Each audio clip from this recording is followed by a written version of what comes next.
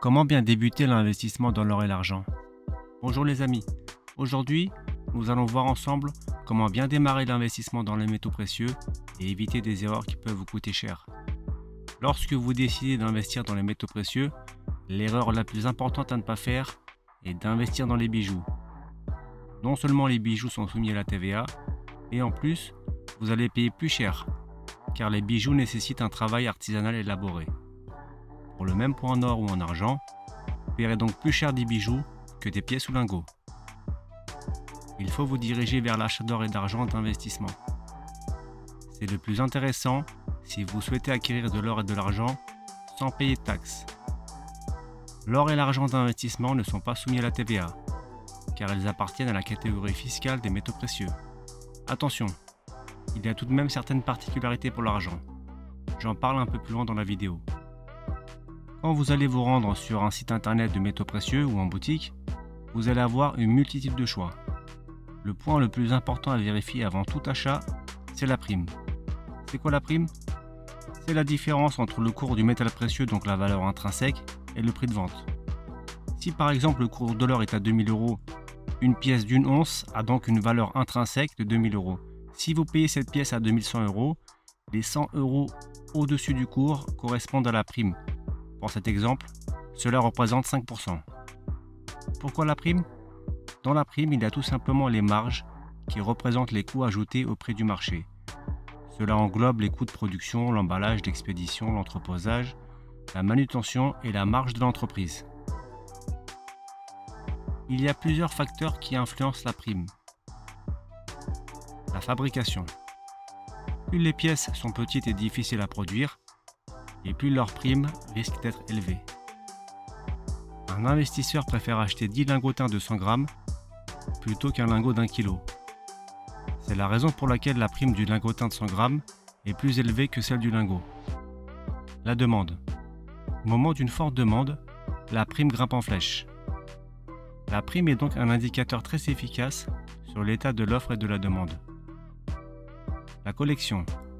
Certaines pièces sont plus rares du fait de leur frappe en plus petit nombre ou bien de caractéristiques particulières liées à des critères de rareté numismatique.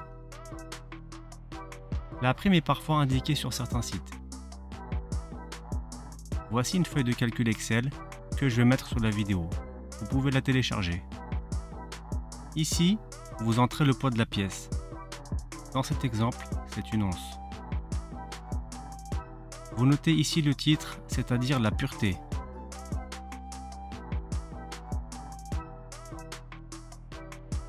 Ensuite, il faut indiquer le cours de l'or actuel.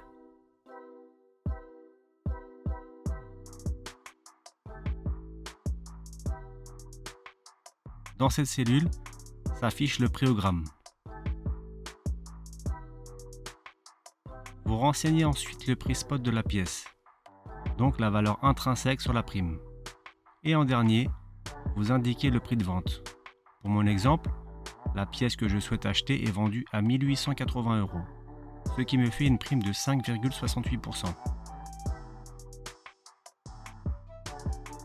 Vous avez un deuxième onglet pour l'argent, mais le calcul reste le même. Sans surprise, les primes pour l'argent sont bien plus élevées que l'or. Plutôt pièce ou lingot. Chacun a ses avantages et ses inconvénients. L'avantage des lingots, c'est que les primes sont moins élevées que les pièces. Plus vous achetez un lingot de grosse taille, moins la prime est élevée. Attention, particularité importante sur les lingots d'argent. Les lingots d'argent sont considérés comme un bien industriel et non comme un métal précieux. C'est pour cette raison qu'une TVA à 20% s'applique. Mais, encore une particularité. Si le lingot d'argent possède une valeur faciale, c'est-à-dire qu'une valeur est inscrite dessus, comme sur ce lingot qui a une valeur faciale de 5 $, alors il y a une exonération de TVA. Selon moi, l'inconvénient principal des lingots, c'est qu'ils ne sont pas divisibles. Si vous avez besoin de revendre, impossible de découper un lingot. Il faut le vendre en une fois. Les pièces. Acheter plusieurs pièces de petite taille assure une vente facile en cas de besoin. Leur stockage est plus aisé que celui des lingots. Les pièces sont en effet souvent plus chères, car les coûts de fabrication sont plus élevés. Ne vous faites pas avoir avec des pièces, certes jolies, mais avec des primes exorbitantes. Si votre objectif est uniquement l'investissement, vous devez choisir les pièces et les lingots avec la prime la plus faible. Personnellement, à mes débuts, j'ai commencé avec des lingots, mais je me suis rapidement orienté vers les pièces, en raison de la divisibilité. Pour l'argent, j'ai opté pour des achats d'une once, pas en dessous, car la prime n'est pas intéressante. Pour l'or, des pièces d'une once ou demi-once. J'ai pas mal de Britannia qui combinent une faible prime avec des éléments de sécurité importants. Si je dois vendre à un particulier, cela peut être rassurant pour lui. J'aime également les Maple Leaf. En pièces françaises, mes préférés sont les 50 francs, 10 francs Hercule et les 5 francs semeuses. Et vous, quelle est votre stratégie? Êtes-vous plutôt pièces ou lingots? Pièces modernes ou françaises? Dites-le moi dans les commentaires. Merci et à bientôt.